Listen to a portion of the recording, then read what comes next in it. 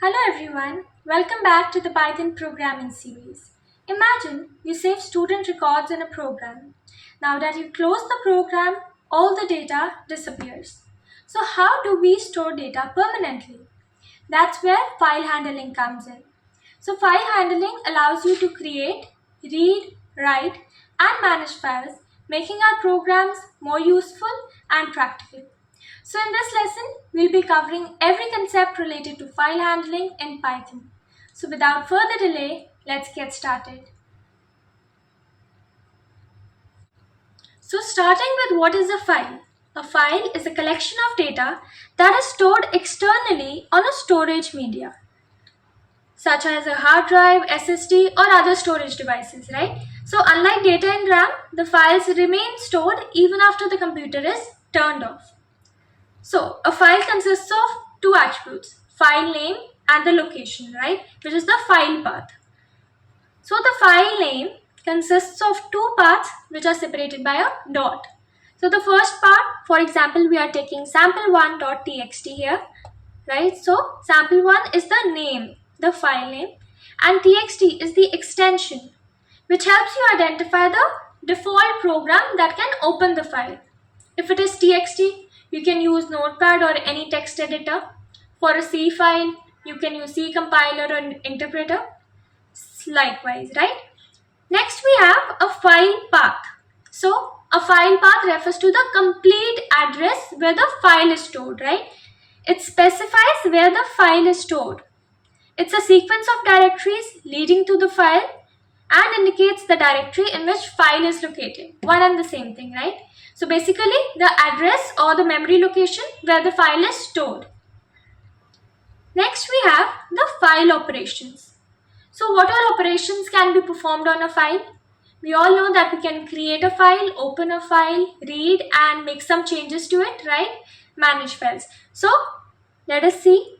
We can open a file, read or write, that is perform operations on a file. Next, we need to close the file. Some other operations include rename and delete. Okay. Next, let us start with the first one. To open a file, we have a built-in function which is open. So it takes two arguments, which is the file name and the mode. Let us understand them. So the open built-in function, it returns a file object, a handle. The syntax goes like, there is a file object created. You mention the open built-in function and in parentheses, you firstly mention the file name and then followed by the mode. So what is a file name? It is a string representing the file name or location along with its extension. Next we have the mode. So it specifies the type of operation that can be performed on a file, right? And it is optional. But in case you don't mention anything in the mode argument, so in that case, it will consider it as read, R. We will be discussing the modes now. Here is a note. If we do not specify any path, the file is assumed to be in current directory. Okay. So now coming to the modes. We have different modes for opening, reading or writing text files only, right? So for text files, we have the read first. R is for read, then write, append. We have X for exclusive creation, right? We have R plus, which is for read or write, and this is for append or read. So while using binary files, the modes remain the same. You just add a B at the end, okay? For example, we have WB, which is for write, RB for read, AB for append, and so on for these two, okay? Now let us understand these modes in detail. What is the functioning, right? So let us first understand the text file modes, which are only for the text files. So firstly we have R, which is the read mode. So it is used only to read data from the file. For example, reading data from a log file, a configuration file, that ways, okay? Next we have W, which is for write mode, and it is used to write data into a file or modify it, and a new file is created if the same does not exist, okay? So remember that this mode can overwrite the data which is present in the file, okay? So writing new data to a file, if file exists, its contents will be overwritten. And if it does not exist, a new file is created. Alright. Next we have the append mode, which is denoted by A. So it is used to append data to a file. Remember that the data will be appended at the end of the file pointer. Okay. So it is an important point here that the data is appended always at the end of the pointer only. If the file doesn't exist, then a new file will be created. So for example, adding new logs or entries to the end of a file. Okay. Next we have this X, which is very important, which is the exclusive creation mode. So it is used to open a file for exclusive creation. So if the file already exists, the operation will fail. So if you want to create a file exclusively, so in that case you use the exclusive creation mode, which is denoted by X. Okay. Otherwise it will give you an error and it will fail. So creating a new file, but only if it doesn't already exist. So to avoid accidental overwrite. Okay. So you can use this method for that purpose. Next we have R+, which is the read or write mode. It is used to read and write the data from and to the same file only. Okay. So reading content, modifying it and writing back into the same file. That comes under R+. Next we have A+, right, which is append or read mode. So it is used to read data from the file or append the data to the end of the same file. So these functions operate on the same file. So it reads existing data and appends new data at the end. Okay. So always remember, append is used to append the data at the end of the pointer. Okay. Next, let us understand for the binary files. The functioning will remain the same. Let us just have an overview of it quickly now. So WB is for write binary. So opens a file for write only mode in the binary format. For example, writing images, videos, audio files, etc. Next we have RB, which is read binary. So it opens a file for read only. Okay. So reading images, videos, audio files. Next we have AB for append binary. So for appending only mode. So it appends the binary data at the end of a file. Okay. Next RB+, which is read and write binary. So it opens a file for read and write mode in the binary format. So you can read binary data, modify and then write back to the same file. Next we have AB+, which is append and read binary. So it opens a file for append and read mode in the binary format. So reading existing binary data and appending the new data, which means adding the new data. Okay. So we basically use the text modes for human readable data, like text files, right? And for binary modes, the binary modes are used for non-text data, images, videos, audios, all those things. Okay. Next, coming to the Python file operations.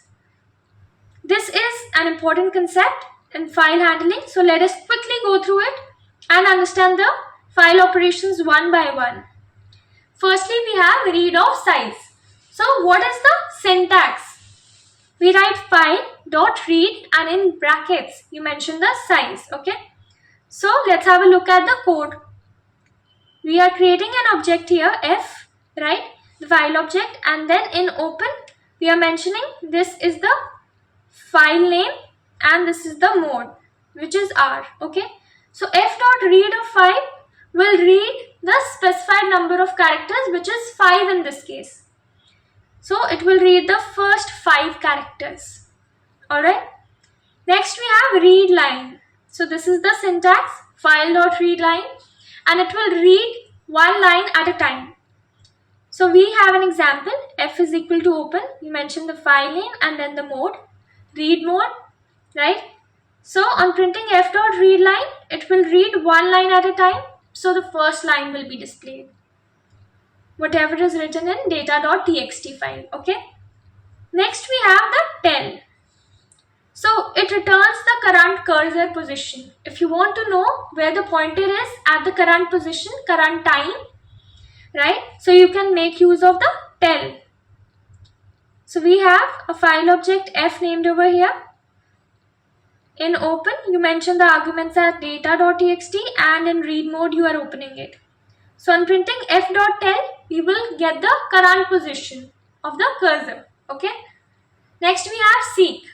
So basically, in brackets, you mention the value. Okay. So let us quickly go through it. So file.seek, and in brackets, you mention the position, that is the syntax. So we have f is equal to open. You're mentioning the file name as data.txt and opening it in read mode. Now f.seek of 4. It will move the file pointer to the specified position, which is 4. Okay. So it moves cursor to position 4 and reads from there, because then we are reading it as well. Okay. So that is it. And next we have the write of string. So file.write, and in brackets you mention the string name. Okay. Firstly, we are creating an object to open the file. We are opening it in write mode. Okay. Now f.write hello Python. So it writes the given string into the file. I hope it is clear. Lastly, we have the close. So file.close. It is used to close the file. And it is actually a very important step. Always remember to close the file. So it closes the file by writing f.close. So closes the file and the free resources, and then frees the resources. So let us quickly go through the summary. Read is used for reading data. Read line, one line at a time. Tell is for current position of the cursor. Next, seek value to move the cursor at that specified position. Write is to write a string or data into the file, and then close is to close the file. So always close the file after work. Next we have the concept of errors and exceptions. So what is errors and exceptions? Let us firstly start with what is an exception. So an exception is an event that disrupts the flow of a program. Whenever an exception is encountered, the program is disrupted, right? It is stopped. So we have the concept of exception handling for that. So it is for managing the program errors and is done using the try except blocks. So the syntax for the try except goes like, you mention the try block first, then colon, the code that might raise an exception. You write all your code in here in the try block. And then if any exception is encountered, you will mention the except block and the exception type next to it, followed by a colon, and then the code to handle that exception. So here's a summary that whenever an exception occurs, first the code in try block executes. If there is no error, the except block would be ignored. And if there is an error, so the except block would be checked according to the condition, right? So the control shifts to the except block for handling. It will check the exception type that you have mentioned. Okay. So now we have some key base classes for exceptions in Python. Firstly, we have the base exception class. So it is the base class of all the exceptions, and it is typically not for the user-defined exceptions. We have another one, exception class, which is for all built-in and user-defined exceptions. So all the built-in and user-defined exceptions are derived from this class, which is the exception class. Okay. So remember the differences between the two, which is the base exception and the exception class. Next we have arithmetic error. Clear from the word itself that it handles all arithmetic related errors. Buffer error, exceptions related to buffer operations. And lookup error handles all exceptions raised when invalid keys or indexes are tried to assess, right? So there's a list of hierarchy in Python for the exception classes that we have, right? So firstly we have the base exception. In base exception we have system exit, keyboard interrupt, generator exit, and the exception class. So all these are extended from the base exception. right? Next, the rest of the built-in classes that we are referring to here are derived from the exception class. Okay, you need to remember these four, and the rest are derived from exception class then. Okay, so you can have a look on these. Take a moment and have a look.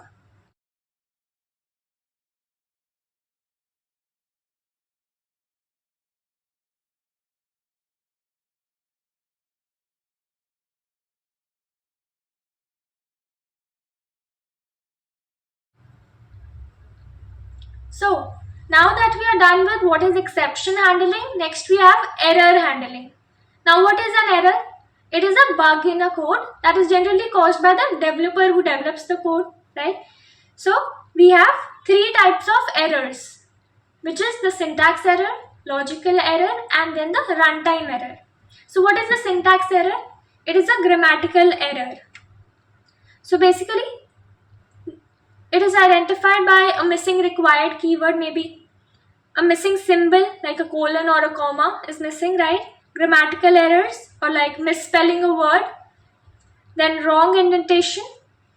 Alright, so next we have logical errors. Logical errors are also called semantic errors and are generally caused due to some error in the logic. So basically, the usage of wrong variable names can lead to a logical error. Indentation of a block to the wrong level, Boolean logic gone wrong, integer division instead of floating point division, that could result in a logical error, right? So, and then lastly, working on operator precedence in a wrong way. So that is what makes operator precedence a very important concept in Python, right? So you all need to remember that operator precedence table that we discussed, right? In order to avoid the logical errors. Next we have runtime errors. So it occurs during execution, and as a result the program crashes or stops. So it occurs during execution after all the compilation is done, right? At a particular line, when a error is encountered, there's a program crash, okay, or stop.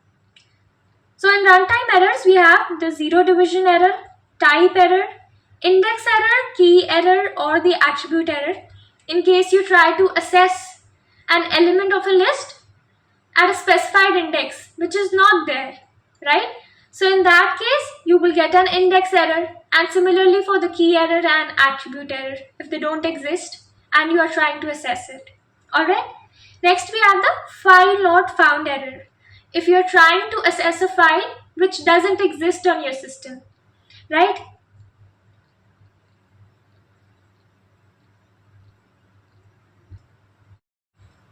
Coming to the next topic, which is try with many except blocks. So it is even possible to have one try block and many except blocks, to mention the exceptions that can be encountered, right? So handle various exceptions separately using the try with many except blocks. So the syntax is, you mention the try block here first, right? Then you mention the exception block. This is exception number 1. The first except block. This is the second except block, and so on. You can go up till n except blocks, as many as you want. And then we have the else block over here. So this is generally run if there's the code, if there's no exception that is encountered, right? So if none of the except blocks is executed, the else block will be executed in that case. So only executed if no exception occurs. Alright. Next we have the try finally block. So the try finally block ensures that a particular piece of code inside the finally block is run, no matter if there are errors in the try block or not. Even if no exceptions are encountered or faced, their finally block will always be run, right? It will always be executed, no matter what. For suppose we want a block of code to be executed even when the code is error-free or if an exception occurs. So in both the cases, whether there is an error or not, the finally block will be done, right? So it is generally used to close files or any cleanup activity that needs to be done. The syntax is, firstly we have the try block, then the except blocks. You can have as many as you want. Then the else block, which is executed only if there are no exceptions. And then the finally, which will be executed no matter what. It is always executed, right?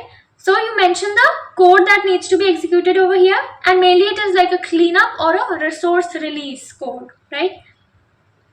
So finally block is executed in all the cases. Now let us have a look at how you write a program for exception handling, right? How you can do that. So to raise an exception, you can use the raise keyword. If you want to raise an exception manually, you can do that using the raise keyword. We have the syntax over here. You mention the raise keyword, the exception type, and in brackets, you mention the message which needs to be displayed. So key points include the program stops the current flow and jumps to the except block. We can raise any built-in exception. Alright, let's have a look at the example. Supposing we are creating a function over here, which is the check age function, right? So if age is less than 0, it should raise the value error, which is age cannot be negative. So this is an example of how we can use the raise keyword, right? Otherwise it should print age is valid. So in the try block, we are having a user input and we are storing it in the A, okay? So we have A, which is an integer taken from the user. Next we are calling the function which we just created, which is the check age function. Accept value error as E, you print the error, right? So it will take you to this point. Right, so this is how you can raise a value error manually. Alright, so for example, we run this code now. So you enter your age as negative. So in that case, an exception would be raised. Alright, that age cannot be negative. Okay. Next we have user defined exceptions. So we can create our own exception classes by inheriting from exception class. Right, we discussed about the exception as a base exception, right? So here we are referring to the exception class and not the base exception. So the syntax goes like class, you mention the exception name that you will create and then the exception. And you can write your code over here, alright? So user defined exceptions make our code more meaningful and specific to our program which we are writing. And they are raised like built-in exceptions only. So use exceptions to handle error situations and keep the program stable, right? So that you do not get an error in between, or the function or the program doesn't stop, right? Doesn't crash. In that case, you can make use of the user-defined exceptions or the built-in ones, right? So let us create a user-defined exception named invalid password error. Right, we have discussed how to create a class. So firstly we are using the init method, taking two arguments, self and message. We are initializing the attribute, right? Next we have another method, this one.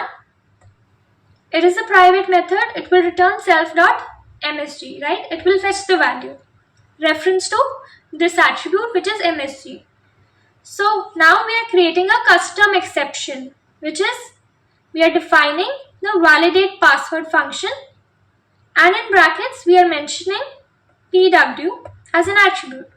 So if len of password is less than 6, it should raise the invalid pass error. So this line will take you to this exception, right? And then it will display a message which is password too short, right? Now in the try block, we are taking input from the user for password and next we are calling the validate password function and passing pwd, the user password that we have just taken, as an argument. And then in the except block, we are referring to the exception that we just created as E and print custom error, right? So for example, on entering a password ABC, we are entering over here.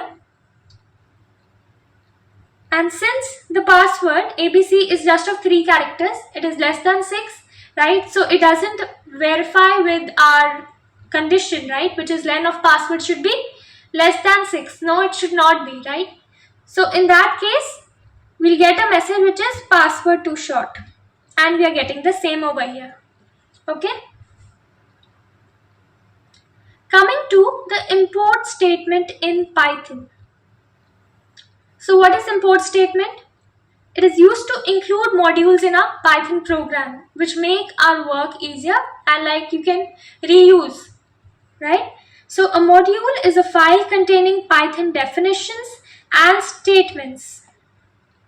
It allows you to reuse code and use built-in or user-defined functions, classes, variables, etc.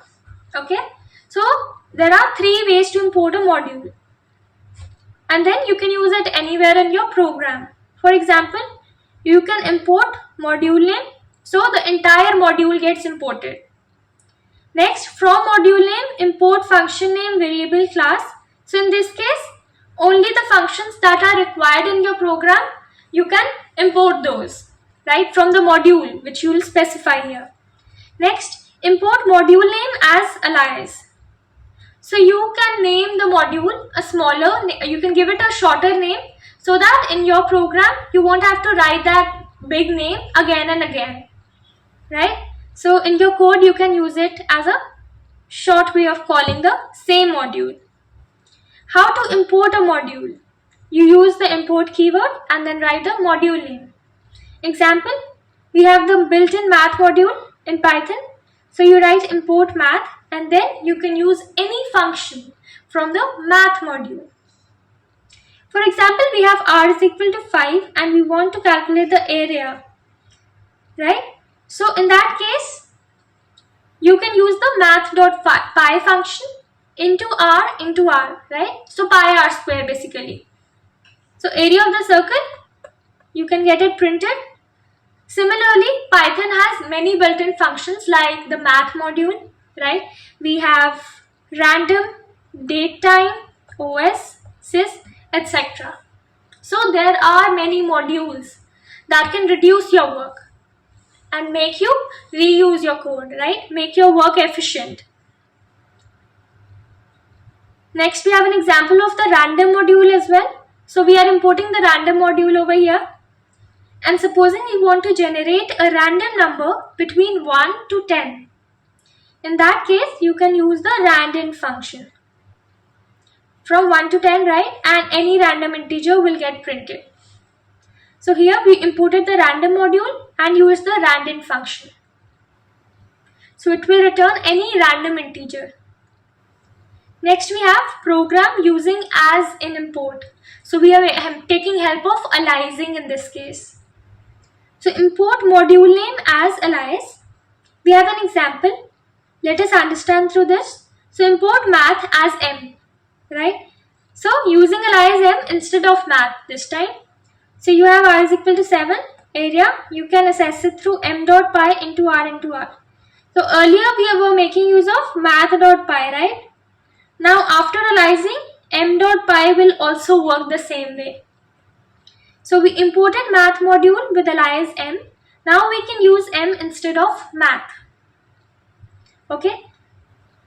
Now let's quickly look at the key points that we have in this box. So use import to include a module in your program. Use module underscore name dot function to access the members. Use as to create an alias, a short name for the module. It makes the code shorter and easy to read. Alright, so if the module is a user-defined module like a .py file, make sure it is in the same directory or in the Python path, right? Next we have import using from keyword. So using from keyword along with as, we can import specific functions or classes from a module and give them an alias using as, right? So from module name, import function name as alias. So from math, this is the module. We are importing the square root function as this, right? Here we are keeping it giving it a long name. but prefer using a small one, right? So it makes your task efficient. So we have n is equals to 25. We are using the square root function. We have imported it already and we can use it now. So we have another example over here, this one, which is a better example. So from datetime, which is the module name, import datetime, which is the function name, as dt. So a short name is given as an alias. So we are using dt.now and it will display the current date and time. So gives an alias another name to the imported item and helps in writing shorter and clearer code. Okay. Next, moving to the sixth point, we have using from keyword along with import asterisk, right? The asterisk sign we have. So we can import all the public names, functions, classes, variables, etc. from a module using star, the asterisk sign. So from module name, import asterisk. So all the public names from that module will get imported, right? So from math, import asterisk. Now we can use all the functions directly in our program. So we don't need to write like m.py. Earlier we were doing it that way. So now you can simply write pi and all that. Okay. So r is 7. We are writing area is equals to pi into r square. You can get the area printed this way. The square root similarly and the value of e as well. Okay. So commonly used names in math module include the pi, we already know 3.14 something. We have the value of e, which is 2.71, square root to perform the square root of a number. Then pow, which is for power, x raised to the power y. Then we have sine, cos, tan, these are the trig functions. And there are many more and we have even discussed it in our lecture covering functions, yeah. So using import asterisk is convenient but not recommended in large programs because it may import unnecessary names and can cause name conflicts. Alright. So the summary is basically that you can import a specific name. For example, from module import name, a specific function can be imported. Then from module import name as alias, you can import with aliasing as well. Then from module import asterisk. So everything is imported and you need to use it carefully because it can lead to name conflicts, right? A quick example covering all the things. We have from math, we are importing the square root function as root and the pi, right? From datetime, import datetime as dt. Now we are using the root function over here, printing it. So for 16, we get the square root as 4. A float number, right? Basically, we get the result in the maths module using the float only. Okay. So we have pi.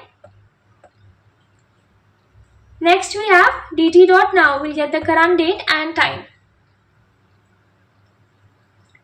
Coming to the Python packages. So how do you use Python packages and what is a package? We'll understand this now.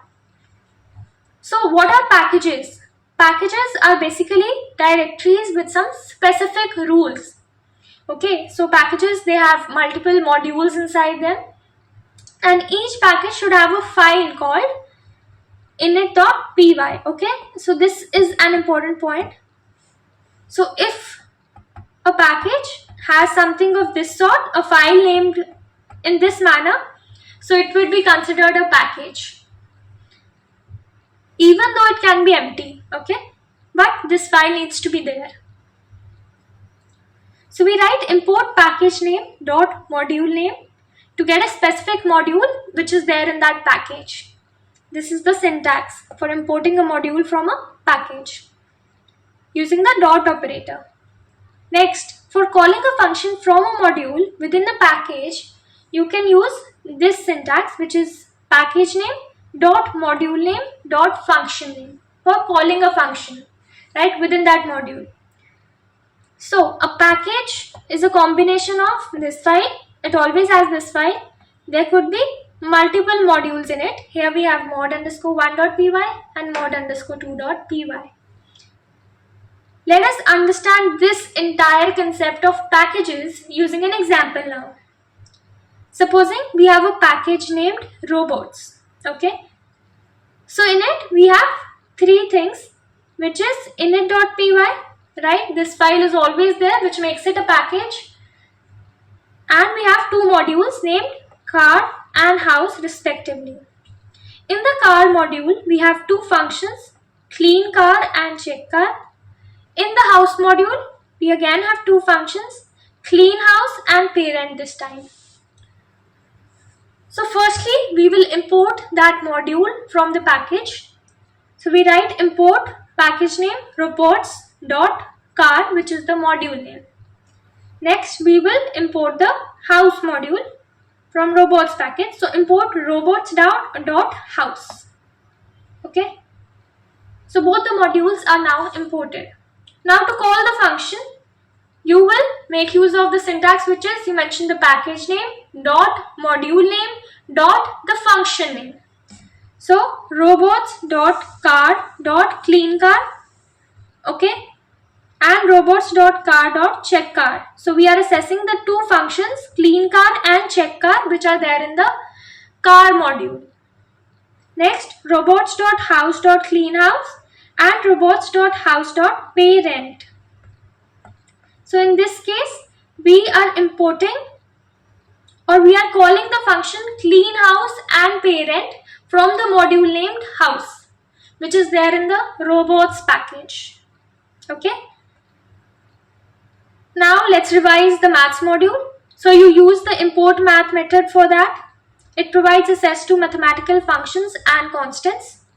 So we have math.square root for finding the square root, math.pow for x raised to the power y, math.factorial to calculate the factorial of a number, math.pi, which is a constant, so 3.14 something, it is an irrational number, math.e, which is 2.7 something, and these are the trigger functions, math.sine, cos and tan.